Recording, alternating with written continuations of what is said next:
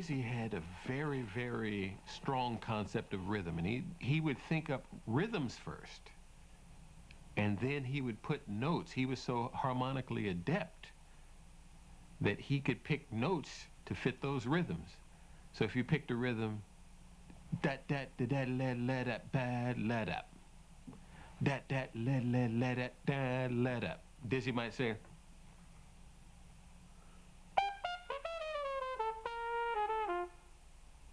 and Dizzy a lot of times thought like a drummer. Boom, bap, bap. You hear those kinds of things in a lot of the phrases that occur in Dizzy's music. That's a drum lick. Salt peanuts, salt peanuts. Salt peanuts, salt peanuts. Salt peanuts, salt peanuts. Salt peanuts, salt peanuts.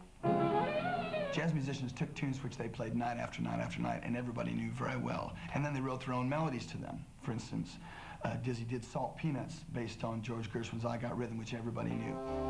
And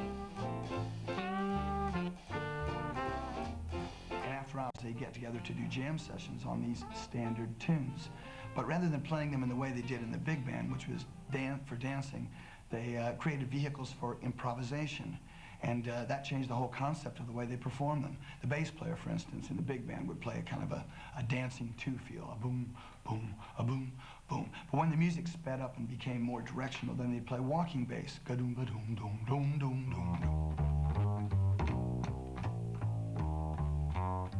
The drummer, instead of playing ga-doom, ga-doom, ga-doom, ga-doom, would start to syncopate and work around it. Boom, boom, boom, boom. Piano players, boom, chunk, boom, dum, dum, don't change you, don't, ding, don't, dum. And in front of all this, you'd have a soloist like Dizzy, who'd create their own improvisations with much more melodic content than they ever got to play in the big band, and a lot longer.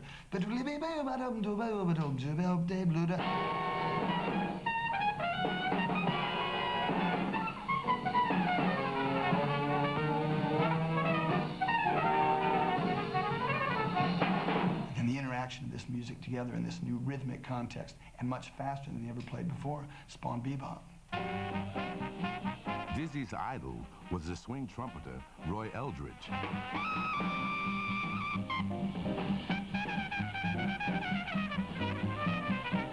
At the time Dizzy was growing up, Roy Eldridge was, quote, unquote, the cat.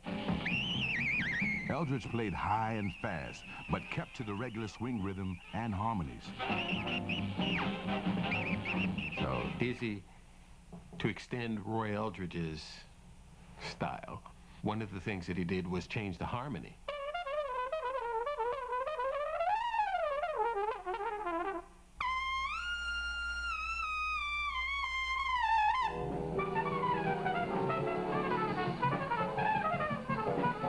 Dizzy was using notes that other people hadn't used before. He managed to pick the new notes, the ones around the melody, the ones up in the high parts of the chords, and develop improvisations around them. And he did it at a breakneck speed that was almost impossible to comprehend the first time through. But Dizzy knew exactly what he was playing. Dizzy's style of playing often got him into trouble with his employers, most famously with the band leader Cab Calloway.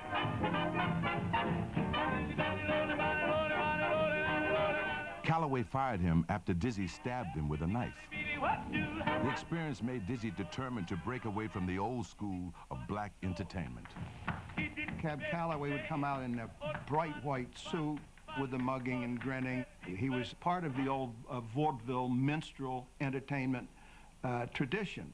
But the boppers were going to get away from that. They wanted to get away from the minstrel tradition altogether. And so they presented themselves in this rather formal manner.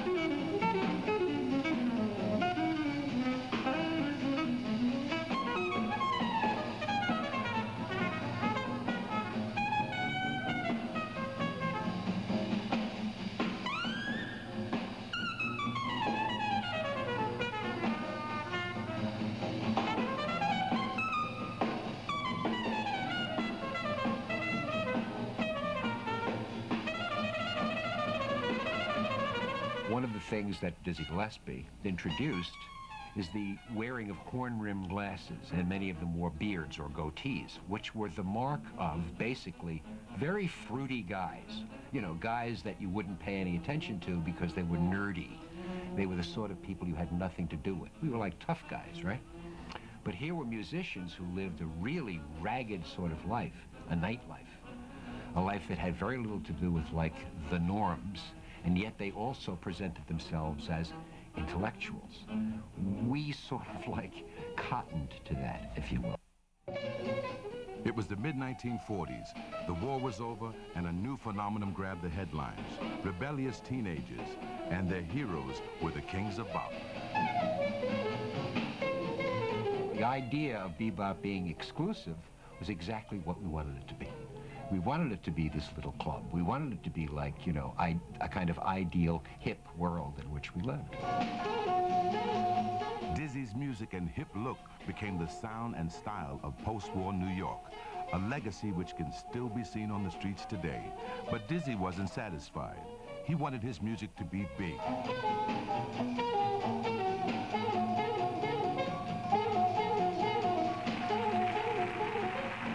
Here they are. This is Charlie Parker and the famous Dizzy Gillespie.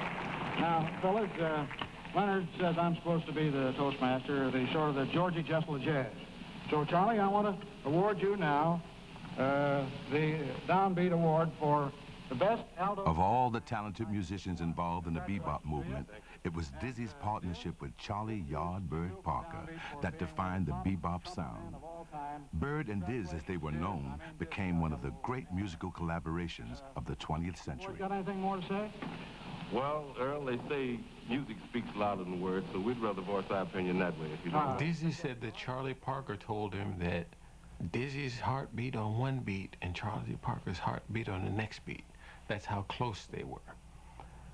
And I don't think there has ever been a partnership before or since that phrased music together, two people as one, as these two did. Their partnership was brief and intense, but the recordings they made are some of the classics of bebop, such as Hot House. It was an original melody written over a pop song written by Cole Porter, which was entitled What Is This Thing Called Love? And it sounds like this.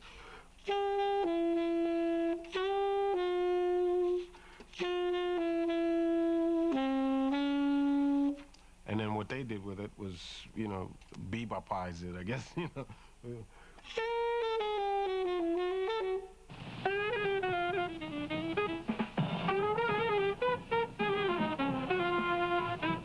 That kind of illustrates really what bebop is about. I mean, the start of the tune, there's this sort of dialogue between Bird and Dizzy.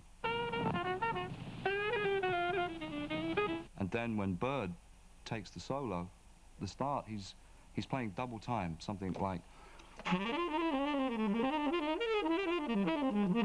really quickly over already a very fast tempo.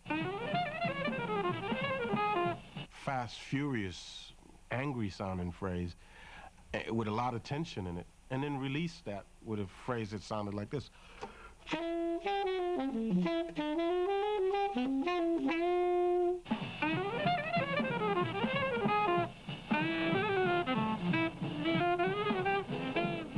So the real swing feel, which is like this, you know, you could actually hear that in that phrase, you know. It's like,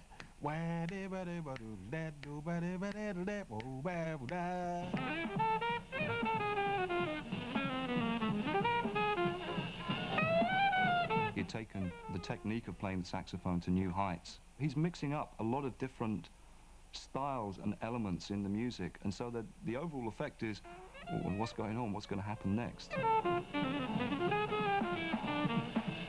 At the end of Bird's solo, you see Dizzy Gillespie immediately take up a phrase that Bird has played, and then he's taking it on to another level.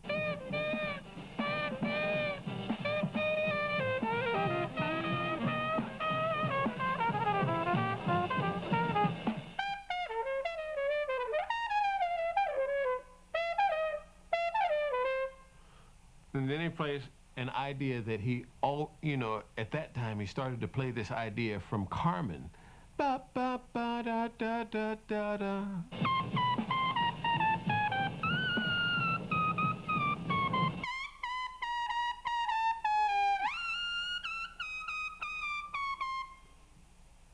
And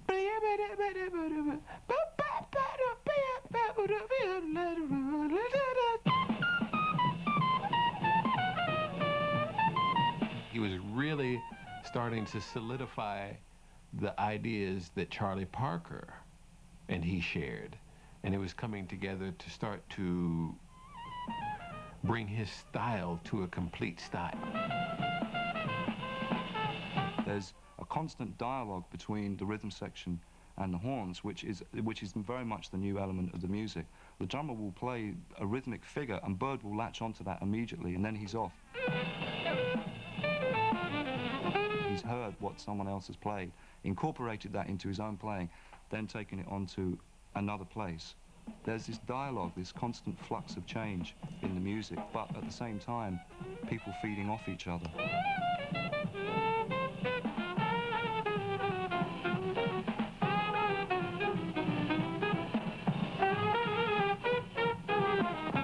Dizzy Gillespie and Charlie Parker were two entirely different kinds of people. Charlie Parker was a guy who obviously had emotional problems of one kind or another. He was ruthless with his friends. He was always borrowing people's horns and then hawking them, going off with their suits. Whatever he needed, he took. He was a terrible drug user. He drank a great deal. Gillespie was, despite the impishness, despite the fun he liked to have on the stand, was all business. He was intelligent, mature guy who knew how to handle his career. He knew how to manipulate the show business people around him. Dizzy was dedicated to his music. He couldn't stand to see Parker waste himself on drugs, so they parted company. Parker's addictions finally killed him in 1955. He was only 34, but he had the body of a 65-year-old. You're an inimitable host, the incomparable.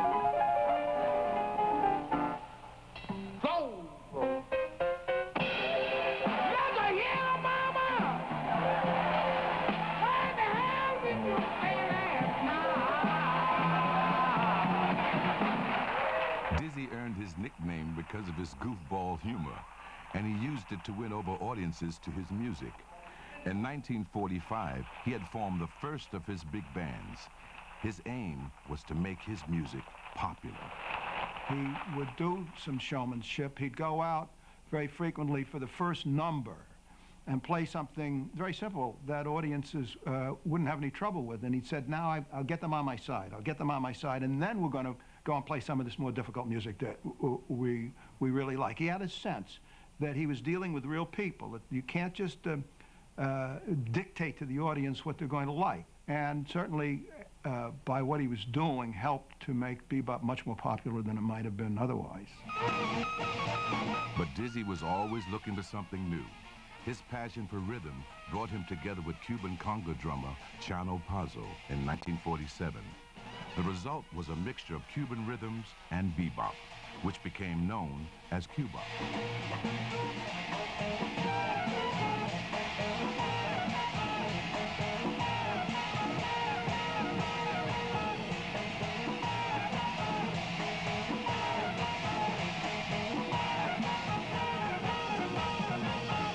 The Latin American beat is basically this.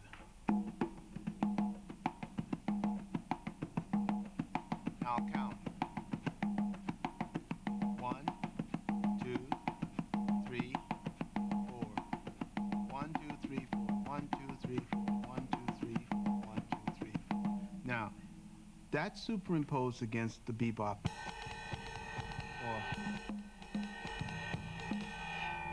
If it all came together, it'd sound like this. Rhythm, and I'll imply the pattern for the congas.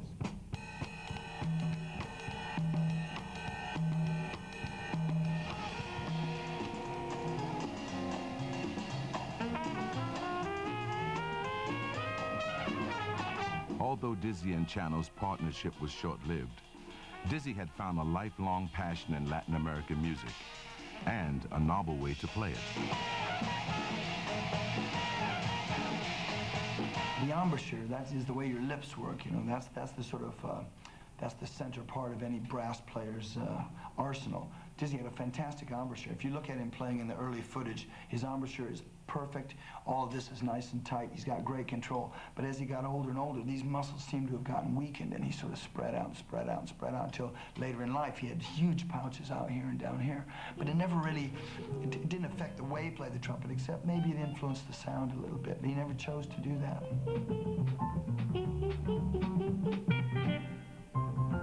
Dizzy's trumpet style, with cheeks bloated and bent horn, became his signature. He started playing the bent trumpet after someone fell on it by accident and bent it in half.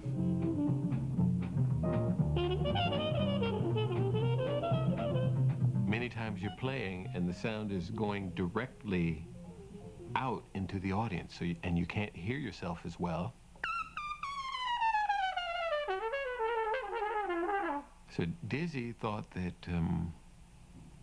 there was a better way to hear what he was doing, that the sound was closer to the ear, and that he could hear himself better. So he asked his instrument company at that time, the Martin Company, if they could make him one. They made him one, and history was made. Although Dizzy himself became hugely popular, his music never did.